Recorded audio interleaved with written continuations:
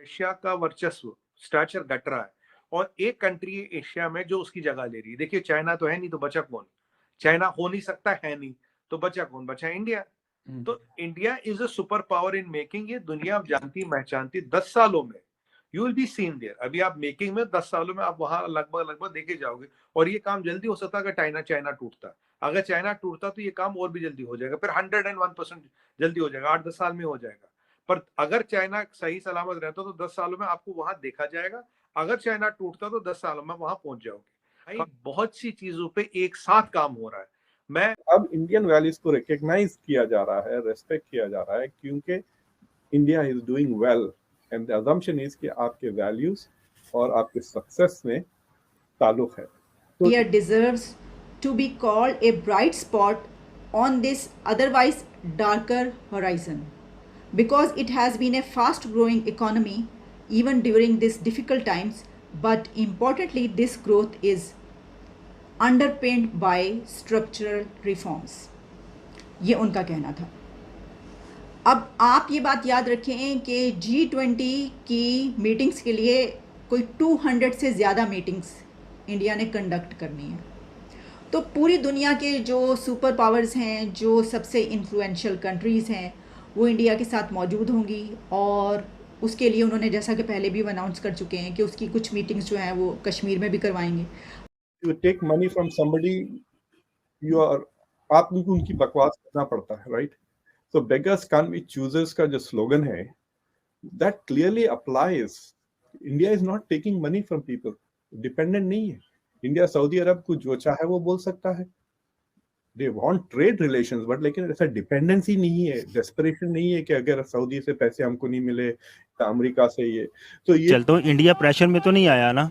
India pressure में नहीं आया। बेशक अमेरिका ने कहा या जिसने मर्जी कहा, लेकिन इंडिया ने वो देखा जिसमें उसका फ़ायदा था।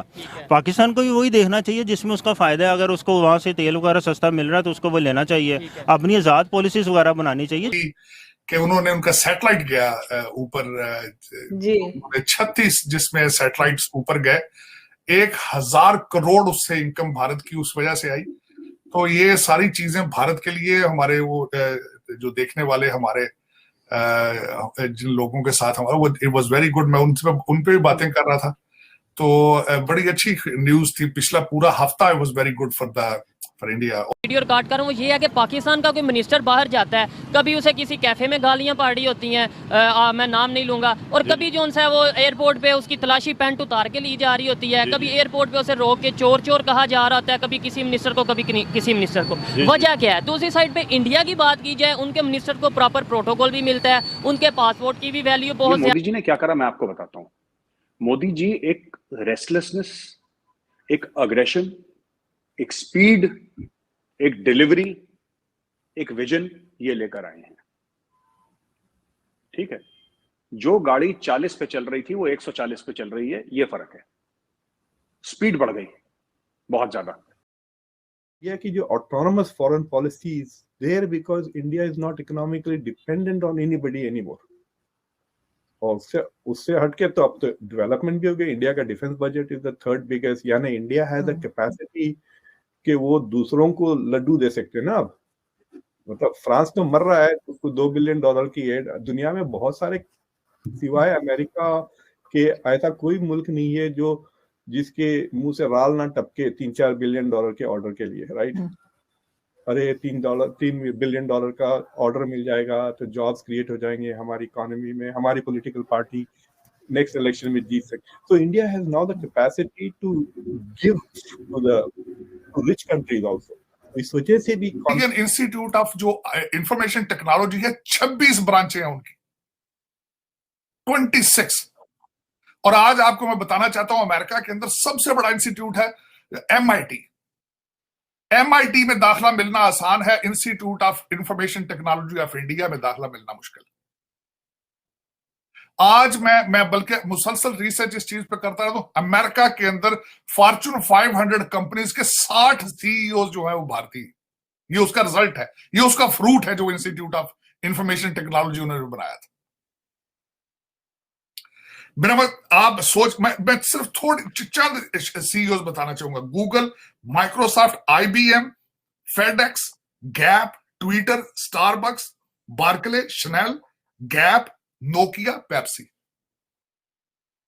अभी व्हाइट हाउस ने इतने धूमधाम से जो है सो दिवाली मनाई है, और इंडिया के कई डायस्पोरिक सक्सेसेस है, CEOs of multinational firms, prime ministers of other countries.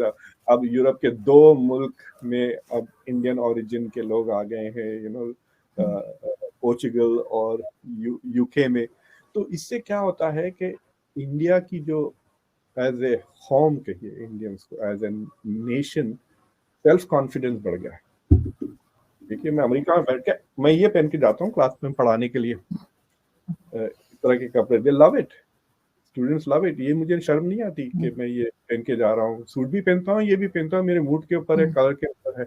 So there is a self confidence in Indians, जो आपको 10-15 साल पहले वो नजर नहीं आता था। ऋषि सुनाक ने कितनी ओपनली अपनी वैल्यूज को डिस्प्ले किया है, भगवत गीता पे उन्होंने कसम खाई है।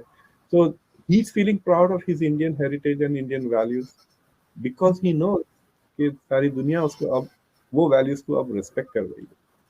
तो एक किस्म से ये चाहिए कि सारा कॉन्फिडेंस आपको ये फॉरेन पॉलिसी पे नजर आए, but it's not just in foreign policy. आप अलग अलग चीजों में, इंडिया की स्पोर्ट्स एक्टिविटीज में वही कॉन्फिडेंस, वही अग्रेशन। आप देखें इंडिया की जो क्रिकेट टीम है खवातीन की, देखें आप, तो जो अभी जो कैप्टन है, जो इंडिया की ओपनर है, मैं 2-3 मैचेस देख रहा हूँ, the same level of confidence and assertiveness Indian women are also showing, जो पहले नहीं थी। अगर आप इंडिया की पुरानी जो अभी कैप्टन रिटायर हुई है, उनका नाम भूल रहा हूँ, RM से इनिशियल है, वो वैसी डिफेंसिव गावस्कर की तरह खेलती थी। अब जो नई लड़कियां हैं, मंधाना वगैरह, वो विराट की तरह खेलते। So the whole country has become very self confident. Muslim दुनिया की लीडरशिप, ये एक स्मगनेस, बहुत चीजें मुझे समझ में नहीं आता कि है तो कुछ नहीं यार। वो एक मजाक पे कहते हैं ना, इनका डंडा, इनकी लाठी इनकी जबान से छोटी है।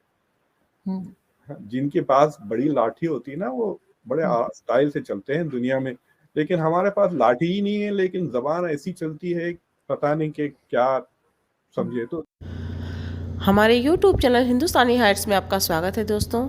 आज के इस वीडियो में पाकिस्तानी मीडिया में इस बात पर चर्चा हो रही है कि भारत की अर्थव्यवस्था इतनी शक्तिशाली हो गई है, इसी वजह से भारत की बात को आज दुनिया नकार नहीं सकती है। भारत की तरफ आज पूरी दुनिया नज़रें जमाए बैठी है, उम्मीद भरी नज़रें जमाए बैठी है कि भारत कौन सा कदम लेगा, उस हिसाब से दुनिया को अपने आप को मैनेज करना होगा। इतनी धमक इसलिए है क्योंकि भारत मजबूत अर्थव्यवस्था वाला देश बन गया है, और उसकी अर्थव्यवस्था इतने भयानक कोविड दौर के बावजूद लगातार बढ़ रही है और दुनिया में सबसे तेज़ी से बढ़ रही है। तो इसी बात पर पाकिस्तानी मीडिया में चर्चा हो रही है कि आखिर ऐसा क्यों है। भारत भी पाकिस्तान के साथ ही आज़ाद हुआ था, लेकिन भारत ने खुद को बढ़ाने पर अपने को केंद्रित रखा, और पाकिस्तान ने आतंकवाद को अपनी विदेश नीति के तौर पर स्थापित करने का काम किया, जिसका नतीजा आज दुनिया के सामने है। भारत ने तरक्की हासिल की है और पाकिस्तान पहचान एक नाकाम मुल्क के रूप में हो रही है, जो कि आतंकवाद का निर्यात करता है। दोनों में फ़र्क साफ दिख रहा है। So let's enjoy this video. और अगर आपको हमारा ये कंटेंट पसंद आया है तो प्लीज़ हमारे चैनल को सब्सक्राइब कीजिए, वीडियो को लाइक कीजिए और हमें सपोर्ट कीजिए। Thank you.